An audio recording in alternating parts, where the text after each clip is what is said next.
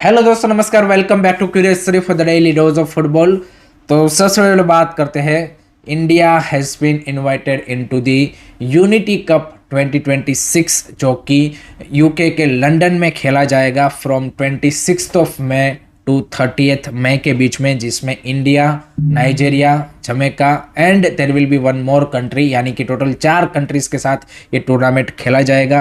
Basically UK में जो diaspora communities है उनके लिए ये टूर्नामेंट का ऑर्गेनाइजेशन वहाँ की अथॉरिटीज़ के द्वारा किया जाता है। And as we all know, India also has a big diaspora community in London and this will be the 4th edition. पहला एडिशन खेला गया था 2002 में, सेकंड 2004 में, देन 20 सालों के बाद लास्ट ईयर फिर से इसको रिज्यूम किया गया एंड 2025 में 3rd एडिशन था एंड अब ये यहाँ पे 4th एडिशन होगा। इसमें अगर फॉर्मेट की बात करें तो सेमीफाइनल होंगे, फाइनल होगा एंड 3rd प्लेस मैच होगा, यानी कि इंडिया को यहाँ पे 2 मैचेस इस टूर्नामेंट में खेलने को मिलेंगे। हमारे ओपोनेंट की अगर हम बात करें तो Nigeria is obviously the strongest team with the FIFA ranking of 21 and they have a superstar players like Victor Osimhen and Lookman and बाकी भी जो उनके प्लेयर्स हैं, most of them playing in Europe's top 5 league, so they have a really good squad. No doubt they missed out on the FIFA World Cup qualification, but they are the strongest team and they are the defending champion. तीनों के तीनों जो previous addition है, तीनों के तीनों ही यहाँ पे नाइजीरिया ने ही जीते हैं। उसके बाद जमैका भी रेगुलर पार्टिसिपेट किया है इस यूनिटी कप में एंड उनकी फीफा रैंकिंग है 71। They are also one of the strong team, most of the player playing in MLS और in the European league, so वो भी काफ़ी यहाँ पे चैलेंजिंग टीम होगा and let's see the 4th country कौन यहाँ पे पार्टिसिपेट करता है। But this will be a good exposure matches for our team because higher rank and stronger टीमों के सामने खेलने से डेफिनेटली हमारी टीम को एंड यहाँ पे प्लेयरों को काफ़ी ज़्यादा फायदा मिलेगा। Let me know guys, what do you think about this? Comment section में अपने ओपिनियन ज़रूर बताइएगा।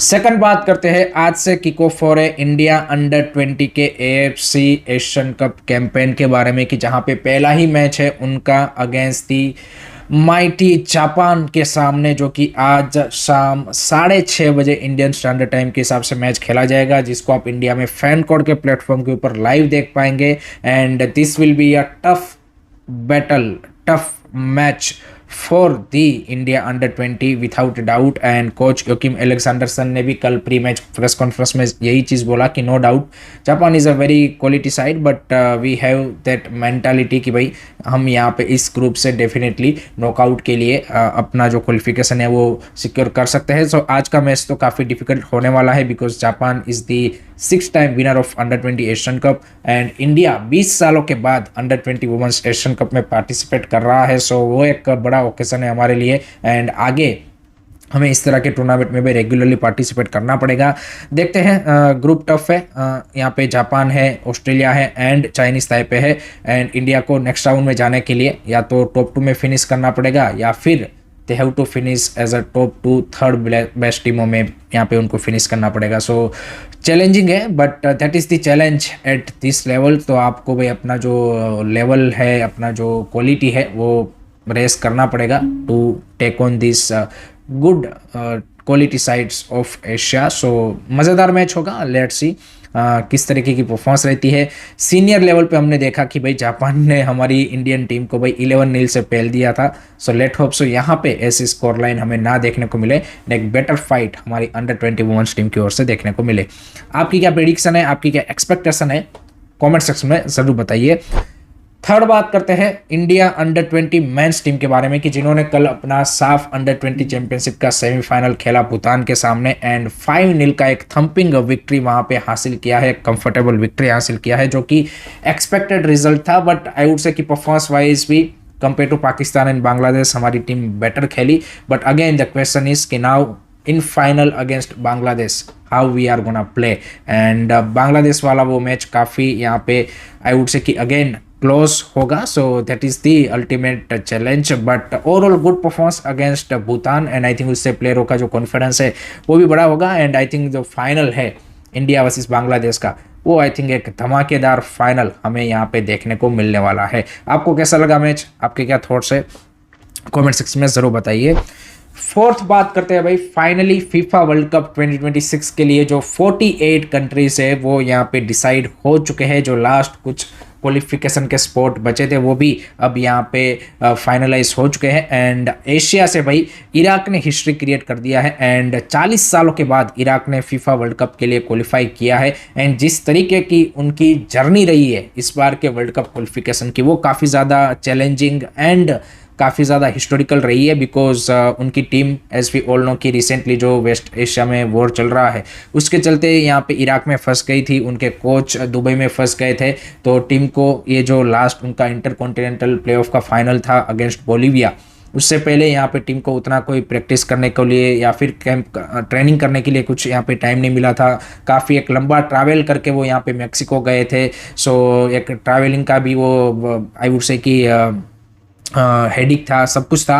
बट उसके बावजूद भी भाई जिस तरीके से टीम ने परफॉर्म किया एंड जिस तरीके से क्वालिफाई किया है, it's a historical qualification. And Asia से टोटल 9 टीम्स इस बार यहाँ पे फीफा वर्ल्ड कप में हमें रिप्रेजेंट करते हुए देखने को मिलेगी। So that's great to see. On the other side Democratic Republic of Congo ने भी भाई 52 ईयर्स के बाद फीफा वर्ल्ड कप के लिए क्वालिफाई किया है। सो उनका भी जो क्वालिफिकेशन है वो काफ़ी हिस्टोरिकल रहा है। एंड उन्होंने यहाँ पे हम जो यूनिटी कप में 2 टीमें फेस करने वाले हैं, नाइजीरिया एंड जमैका, उन दोनों को ही वर्ल्ड कप के क्वालिफिकेशन पाथवे में हरा के अपनी जगह यहाँ पे सिक्योर की है। सो उनका भी भाई क्वालिफिकेशन काफ़ी एक चैलेंजिंग था। सो finally we get all 48 teams for the World Cup 2026. What do you think? आपके क्या एक्सपेक्टेशन है from this world cup? Comment section में जरूर बताइएगा। लास्ट में बात करते हैं एआईएफएफ की एज यूजुअल कंट्रोवर्सीज के बारे में। तो भाई कल दिल्ली हाई कोर्ट के जज ने, जो फॉर्मर दिल्ली हाई कोर्ट की जज है, उनको एआईएफएफ की एथिक्स कमेटी का जो चेयरपर्सन है वो यहाँ पे अपॉइंट किया है। सो केस है यहाँ पे इंटरकाशी वर्सेस चर्चिल ब्रदर का जो कॉन्फ्लिक्ट ऑफ इंटरेस्ट का वो केस चल रहा था, उसको दिल्ली हाई कोर्ट ने एआईएफएफ एथिक्स कमेटी में ट्रांसफ़र किया था। एथिक्स कमेटी में जो 2 मेंबर थे वो यहाँ पे कॉन्फ्लिक्ट ऑफ इंटरेस्ट के चलते उनको यहाँ पे रिज़ाइन करना पड़ा। तो फिर यहाँ पे फिर से यू कैन से कि एथिक्स कमेटी में जो कोरम चाहिए वो यहाँ पे नहीं हो रहा था। तो इसके चलते दिल्ली हाई कोर्ट ने डिसीजन लिया है। But according to the FIFA this is a third party interference. Technically ये है क्योंकि जो एआईएफएफ की एथिक्स कमेटी की अपॉइंटमेंट है वो एआईएफएफ की ओर से होनी चाहिए, ना कि भाई यहाँ पे दिल्ली हाई कोर्ट आके उसको अपॉइंट करे। But I don't think so कि भाई फीफा भी इसको इतना ज़्यादा सीरियसली लेगा। एआईएफएफ ने भी ये पॉइंट दिल्ली हाई कोर्ट के सामने रखा। But as we all know कि भाई कोर्ट हमारे यहाँ पे सोचते हैं कि भाई they are the above the law, sport law.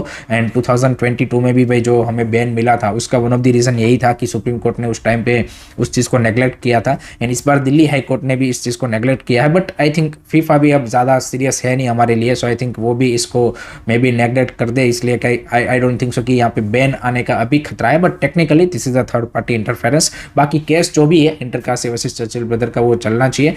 तो देखते हैं क्या होता है। But this is how things has been done.